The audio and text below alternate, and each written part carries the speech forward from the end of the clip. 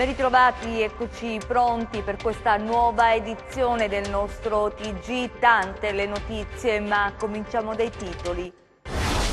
Bacchettata della Corte dei Conti alla Regione per il bilancio, sanità indebitata e tributi non riscossi, le note dolenti. I ritardi nella realizzazione della metro leggera Cosenza-Rende-Unical preoccupano la Commissione europea. L'eurodeputata Laura Ferrara lancia l'allarme, risorse a rischio. Niente firma per la proroga ai precari dell'ospedale Pugliese Ciaccio di Catanzaro, vibranti proteste stamattina. Rilasciavano falsi diplomi per operatori sociosanitari, la truffa scoperta dalla Guardia di Finanza, l'inchiesta della Procura di Castrovillari ha portato all'arresto di 6 persone.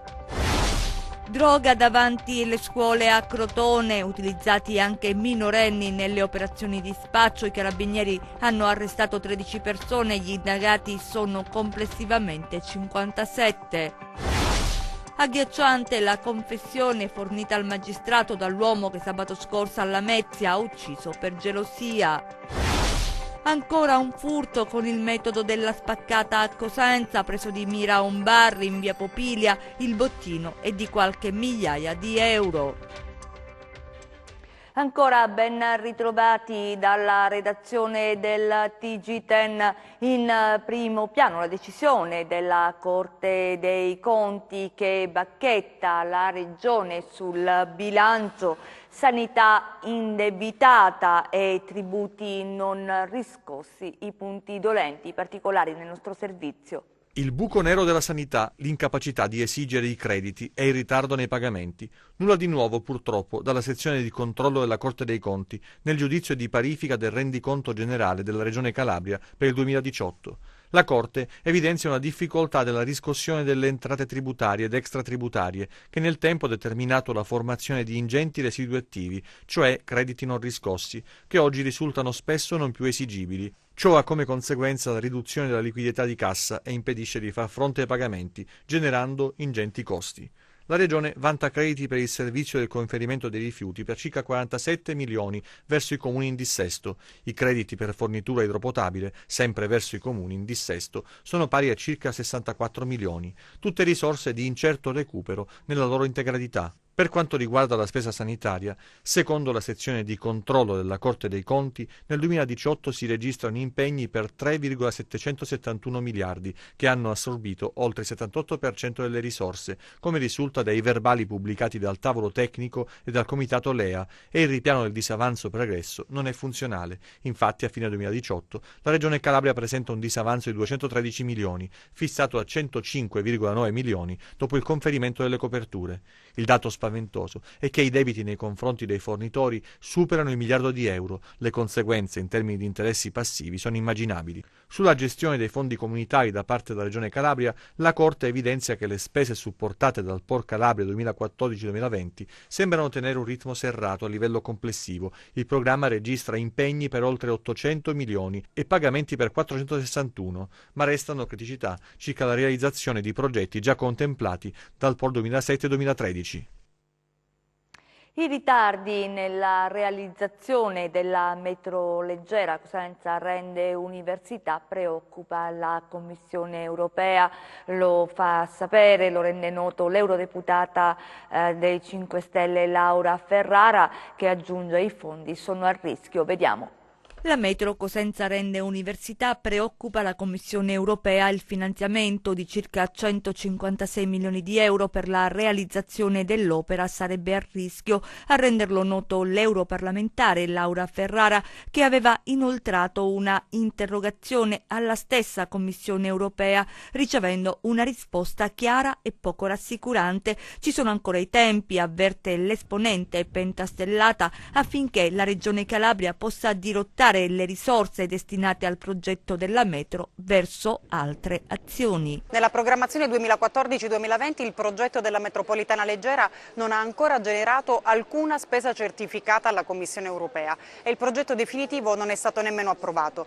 Questi ritardi rendono pressoché impossibile, lo dichiara la stessa Commissione, che la costruzione dell'intera metropolitana possa concludersi entro la chiusura del periodo di programmazione 2014-2020. Regione e Comune di Cosenza non hanno mai preso in considerazione, almeno fino ad oggi, i nostri solleciti, oltre a quelli che arrivavano direttamente dalla Commissione che chiedeva di valutare la situazione e preparare dei piani alternativi. Richiesta che in primis arrivava dal territorio, dai comitati, dai cittadini e dal Movimento 5 Stelle, da sempre contrari alla costruzione di questa grande opera. Ora il rischio è di trovarsi da qui a breve con un'opera incompiuta, non necessaria e che deturpa il territorio. Il mio invito ancora una volta è di presentare allora apposita richiesta alla Commissione volta a modificare il programma e sospendere questa ingente somma di denaro per progetti sostenibili sia dal punto di vista ambientale che dal punto di vista economico. I temi della sanità, purtroppo ancora una protesta, niente firma per i dipendenti precari del Pugliese Ciaccio di Catanzaro, quindi non ci sarà la proroga ed esplode la protesta, si sentono presi in giro, hanno deciso quindi di far sentire la loro voce questa mattina a Catanzaro, si dicono stanchi i lavoratori ma rivendicano un diritto sacrosanto, vediamo. Un attimo, Vanzieri ha chiamato il direttore generale dopo che aveva mandato la PEC e siamo risaliti e gli ha detto non riguarda l'azienda, procedi con il reintegro e la dottoressa la prego non ci dica che tutti i giorni mi deve firmare il reintegro perché è impossibile, lo sapete dottoressa. Io possiamo raccontare, non ho una comunicazione ufficiale. Dottore, voi avete capito come adesso c'è Vanzieri, a me a luna ce li siamo andati, alle 3 siamo tornati che tutti i giorni aveva mandato una PEC. Non riguarda l'azienda, allora perché non lo state facendo sto santo nemico? Esplode la rabbia degli OSS questa mattina a Catanzaro perché alle promesse fatte nei giorni scorsi dal commissario Cotticelli e dai vertici dell'azienda ospedaliera non sono seguiti i fatti. Questa mattina la sorpresa, nessuna comunicazione di proroga e dunque gli operatori restano di nuovo a casa. Si sentono ancora una volta presi in giro con rimpalli di responsabilità da un ufficio all'altro e allora hanno deciso di protestare fino a che non vedranno nero su bianco la proroga dei contratti tanto sbandierata in questi giorni e di cui non v'è traccia. Possibile, dicono con rammarico e amarezza, essere presi in giro così? Siamo mamme e padri di famiglia, inutile alimentare speranze se non ci sono le possibilità. Dovevamo firmare il contratto e ora ci dicono che ci sono problemi, che non si può firmare niente.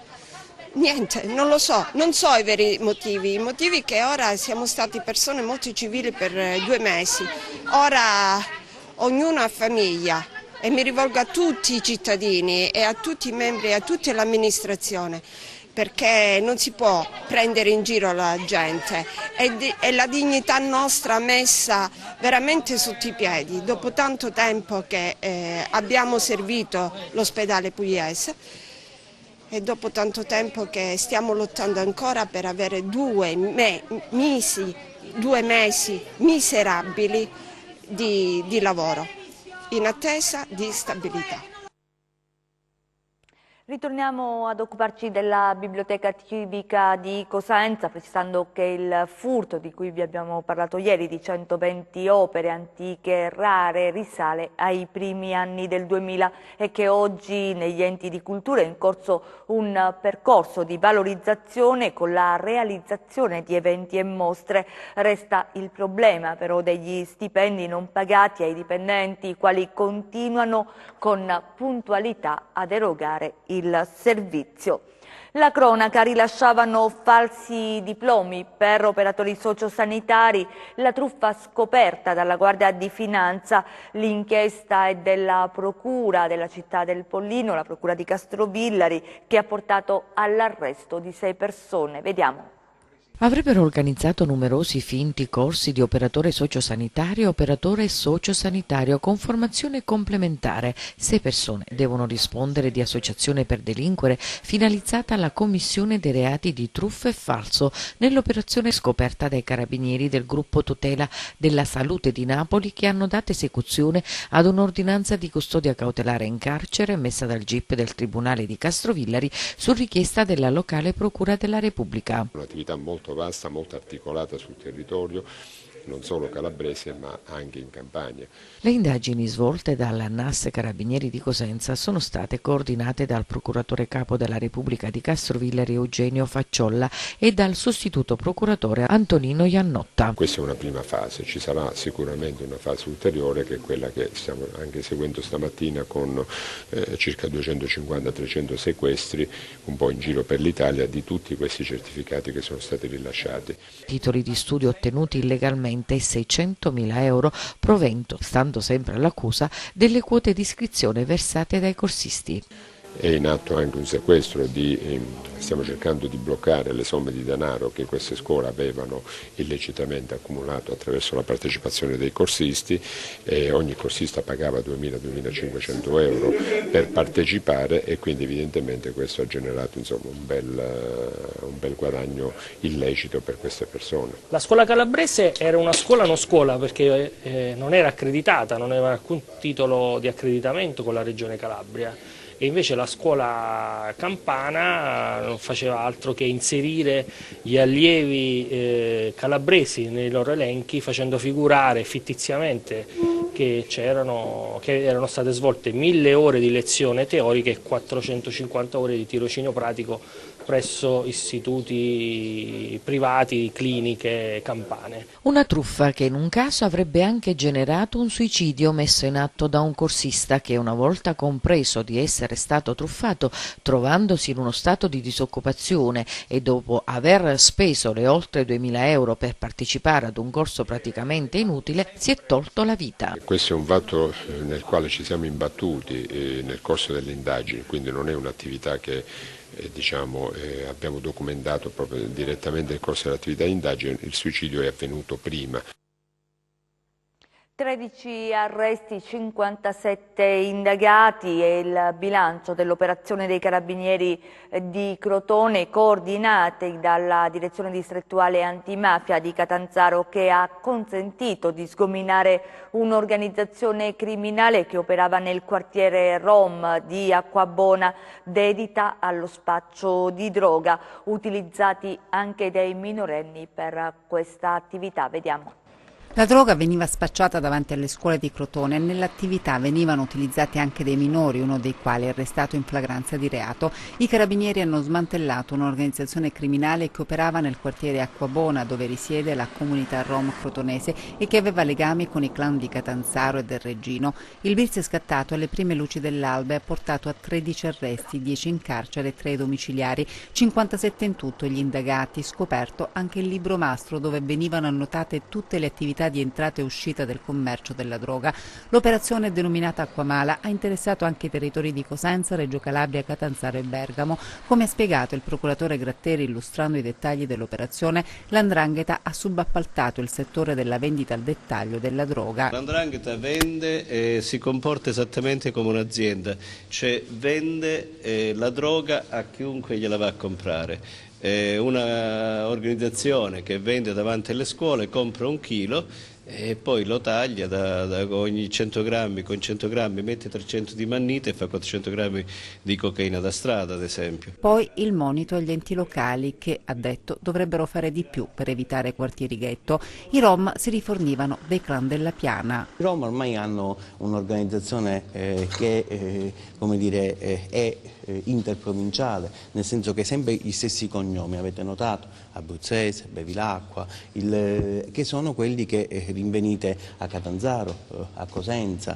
perché c'è una rete che funziona in termini di associazionismo e in termini di coesione, volta a delinquere. Nel caso di specie abbiamo l'ipotesi classica di una organizzazione volta pressoché esclusivamente allo spaccio, ma ormai hanno nuove frontiere di tipo criminale. Nel corso delle indagini durate 2 anni, sequestrati quasi 2 kg di droga tra cocaina, eroina, hashish e marijuana, un vero e proprio market della droga alla luce del sole. Valorato dall'esito delle indagini e purtroppo anche dalla posizione del quartiere all'interno del quale vi è un importante polo scolastico e quindi culturale della città di Crotone. Nel corso dell'attività quindi è stato dimostrato che l'attività di spaccio è stata rivolta purtroppo anche a minorenni. Adesso alla Lamezia Terme per l'omicidio dell'agente di polizia penitenziaria ucciso, lo ricorderete, nella notte tra sabato e domenica. Agghiacciante la confessione resa dall'autore dell'omicidio, che ha detto: l'ho colpito con il calcio della pistola. Almeno questo ha raccontato al giudice per le indagini preliminari. Vediamo. L'assassino di Angelo Pino, l'ex agente di polizia penitenziaria ucciso con 3 colpi di arma da fuoco nella notte tra sabato e domenica scorse a San Biase, ha raccontato al GIP, che ha convalidato il fermo, le fasi dell'omicidio. Giuseppe Guadagnuolo, 54 anni, dalla cella del carcere in cui è rinchiuso, ha ricostruito quanto è accaduto. La gelosia, il movente dell'atroce delitto. La sua ex moglie lo aveva denunciato ai carabinieri il 14 ottobre, 6 giorni prima dell'omicidio. I due si erano separati da pochi mesi. La donna aveva iniziato a frequentare Angelo Pino, una relazione che ha scatenato la furia omicida di Guadagnuolo. Non sapevo chi fosse quest'uomo fino a mercoledì, ha raccontato al GIP. Quel giorno si era appostato davanti al luogo di lavoro della figlia quando notò sopraggiungere l'auto dell'ex agente di polizia penitenziaria. Quella sera l'ex moglie lo vide. Ancora mi segui, disse la donna, adesso vado di nuovo dai carabinieri.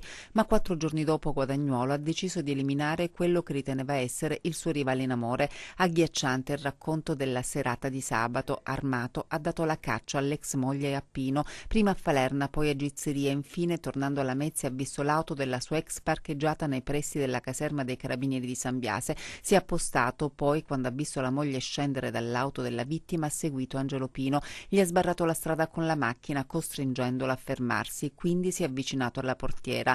Bastardo, ti sei divertito, gli ha detto, poi ha sparato 3 colpi. Si muoveva ancora e a quel punto l'ho colpito con il calcio della pistola. Continua la confessione shock. Non gli ho dato il tempo di dire alcunché, ho visto il suo volto terrorizzato dopo che gli avevo sparato. Quindi la fuga verso la zona elemosina di San Biase. Mi sono disfatto dell'arma lanciandola in un dirupo, poi, ha raccontato, mi sono sciacquato il volto e sono tornato a casa. L'omicida è stato incastrato dalle telecamere di videosorveglianza presenti nella zona e dalle impronte digitali lasciate sul finestrino lato guida dell'auto della vittima, e c'è anche un'intercettazione ambientale che inchioda Guadagnuolo nella sala d'attesa della caserma dei carabinieri. Prima di essere interrogato, parlando con la figlia, ammette di aver compiuto l'omicidio. Davanti a tali elementi Guadagnuolo ha confessato, portando i carabinieri sul luogo in cui aveva abbandonato la pistola e i vestiti che indossava quella sera e che aveva bruciato. Adesso rimane in carcere con l'accusa di omicidio aggravato dalla premeditazione e porta in detenzione illegale di arma.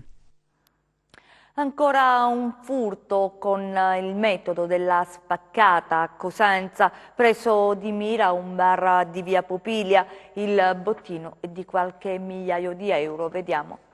Stamattina al bar Filippelli si cerca di lavorare come se nulla fosse e i clienti giocano il Superenalotto e consumano un caffè come al solito. Ma non è un giorno qualunque. La signora Adele è stata svegliata nel cuore della notte perché il suo bar, che gestisce da decenni, ha subito un duro colpo. Mi hanno chiamato alcuni passanti dicendo che c'era qualcosa che non andava. Allora dico, ma quando sono arrivata qui ho trovato questo sfacelo. Devi fare così, devi accettare e dire io vado avanti, e non è successo nulla.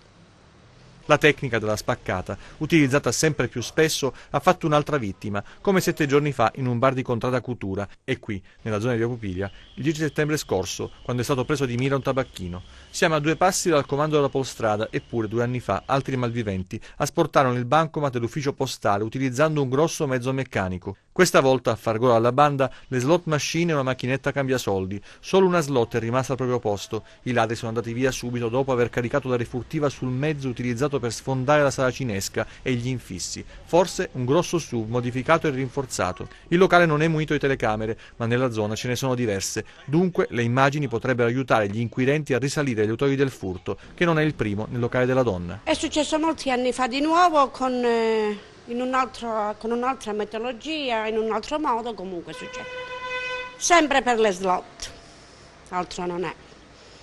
Altro non è, difatti sono andati alle slot. Passare non è passato nessuno, non ha visto niente nessuno. Sono stata informata dalle forze dell'ordine, me l'hanno detto che è successo, sta succedendo spesso in parecchi punti della città. Non lo so, qualcosa si deve fare, qualche soluzione si deve trovare. No, non è possibile vivere in questo modo. Le altre notizie di cronaca nelle nostre brevi.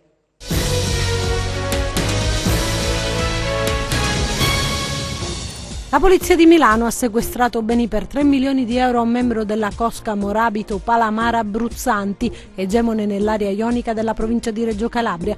Gli agenti della divisione anticrimine della questura milanese, in collaborazione con i colleghi di Reggio, hanno eseguito il sequestro disposto dal tribunale nei confronti di un uomo di 43 anni che vive da molti anni a Garbagnate Milanese. I beni si trovano nello stesso comune. La cosca è stata coinvolta in vicende sul traffico di droga e sulle infiltrazioni negli appalti pubblici. La Guardia di Finanza di Gioia Tauro ha effettuato una verifica fiscale nei confronti di un professionista che svolge l'attività di consulente nel settore imprenditoriale, amministrativo, gestionale e pianificazione aziendale. Le attività hanno consentito di ricostruire in misura pari e complessivi 1.200.000 euro i volumi d'affari realizzati dal professionista e totalmente sottratti al fisco. Il consulente avrebbe ripetutamente violato gli obblighi dichiarativi annuali ai fini delle imposte sui redditi e sul valore aggiunto, occultando le scritture contabili e documenti obbligatori per legge allo scopo di impedire la determinazione delle basi imponibili e dei tributi evasi. L'indagine si è conclusa con la denuncia in stato di libertà del professionista e il sequestro preventivo di beni per equivalente. Gli scafisti dello sbarco avvenuto sulle coste di Roccella Ionica lunedì 14 ottobre sono stati arrestati a seguito di indagini congiunte fra polizia e arma. Si tratta di 2 uomini extracomunitari sottoposti a fermo dalla squadra mobile di Reggio e dai militari di Bianco. I 2 uomini, uno di nazionalità ucraina di 38 anni e un moldavo di 21, sono accusati di essere stati al comando di una delle 2 imbarcazioni a vela di circa 12 metri, a bordo delle quali hanno viaggiato i 109 cittadini extracomunitari.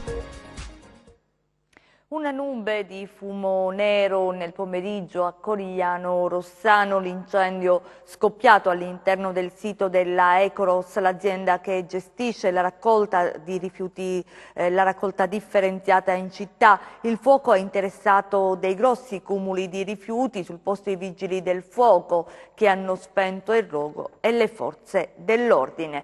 A Vibo adesso per la cerimonia di insediamento in tribunale del nuovo presidente Antonio Erminio Di Matteo, una bella scommessa, ha detto, in un territorio difficile. Vediamo. Si è insediato a Vibo Valentia il nuovo presidente del Tribunale, Antonio Erminio Di Matteo, già in forza alla Corte d'Appello di Napoli, dove ha svolto il ruolo di giudice di sorveglianza. Io ho iniziato la mia professione quando esisteva ancora una figura che ora non c'è più, il pretore, ho iniziato a esercitare le funzioni a Cetraro, poi a Paola, quindi all'inizio, adesso, poi dopo sono andato via per tanti motivi, ho cambiato, mi piace cambiare, diversificare le esperienze e ho avuto esperienze di altro tipo. E adesso questa è una bella scommessa, perché è la prima volta che esercito funzioni direttive che hanno delle peculiarità, delle difficoltà, e quindi è una bella scommessa in un contesto difficile, inutile. Io sono calabrese, sono cittadino calabrese, quindi conosco i fatti, conosco anche le persone. La specificità del territorio vibonese magari mi manca, ma penso di non dover far fatica su questo a conoscerla appieno, diciamo, ad approfondirla, soltanto è difficile. La cerimonia di insediamento, che si è tenuta nell'aula Emilio Sacerdote, si è svolta alla presenza del presidente della sezione Gip Gup Tiziana Macria e dei giudici Lupoli e Sofia, presenti pure i magistrati della procura e i dirigenti degli uffici giudiziari, nonché il presidente facente funzioni dell'ordine degli avvocati Filippo Accorinti, che ha puntualizzato alcuni concetti oggi più che mai importanti nel rapporto tra magistratura ed avvocatura. Sono assolutamente d'accordo sul fatto che le prassi virtuose che sono state indicate negli interventi dei rappresentanti dell'avvocatura vibonese sono quelle alle quali anche la mia generazione di magistrati è stata educata. Siamo al calcio, la Serie C, prima vittoria del Rende in campionato. Il Rende ha vinto per 2-0 sulla Sicula Leonzio, si è disputata la partita a Vibo. Altra gara, quella della Vibonese con la Paganese che è finita in un pareggio, invece 2-2. Andiamo ancora avanti, ci spostiamo a Scalea sul Tirreno Cosentino, dove è in corso di svolgimento il campionato mondiale di pizza piccante, la 19ª edizione della Kermesse che richiama pizzaioli da tutto il globo. Vediamo. Ma tu volevi la pizza, capummarola in coppa, capummarola in coppa. Ma tu volevi la pizza, capummarola in coppa, la pizza e niente più. Riparte la 19ª edizione del campionato più atteso, quello mondiale di pizza piccante. Scalea diventa il caput mundi dell'alimento più amato al mondo. La manifestazione, che richiama in Calabria pizzaioli da ogni parte del mondo, è fra le kermesse più attese per aggiudicarsi il titolo di campione. Abbiamo aggiunto due gare importanti, che è il concorso rosso pizza piccante, di cui abbiamo avuto una bellissima partecipazione con le ricette che sono pervenute un po' da tutta Italia, e poi il concorso pizza bio. È una novità in cui stiamo, perché oltre noi a fare i campionati poi ci occupiamo anche della formazione professionale e quindi pensiamo ai clienti. Abbiamo fatto la pizza biologica e anche questo è un concorso che da quest'anno sicuramente prenderà piedi e darà delle bellissime soddisfazioni anche ai clienti, perché mangerà un prodotto ovviamente molto molto biologico. Un evento a cui prenderà parte il team tricolore dei pizzaioli acrobatici, ma l'edizione 2019 ha un quid in più, si svolge nel ricordo di uno degli organizzatori prematuramente scomparso. Dall'anno scorso a quest'anno il campionato è diventato un po' più particolare, no? Anche perché c'è il ricordo di uno degli organizzatori che è anche mio figlio, e quindi maggiormente questo campionato è dedicato soprattutto a Filippo, che era uno di noi ed è uno di noi ancora oggi. Quindi il campionato si riveste ancora di più con grandissima soddisfazione e soprattutto anche puntata sul sociale. In coda, come di consueto, le previsioni del tempo.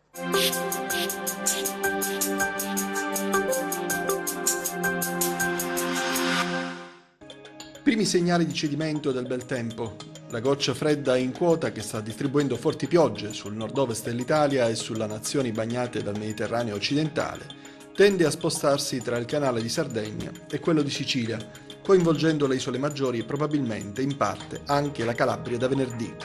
Domani condizioni di cielo tra poco e parzialmente nuvoloso, per nuvolosità prevalentemente di tipo medio-alta, senza possibilità di fenomeni significativi. Temperature ancora stazionarie piuttosto alte per il periodo. Passiamo a mari e venti. Domani ventilazione ovunque da debole a moderata da scirocco, con mari poco mossi, tendente a mosso l'Alto Tirreno. Per ulteriori approfondimenti vi rimando al sito www.meteoincalabria.com e la nostra pagina Facebook Meteo in Calabria.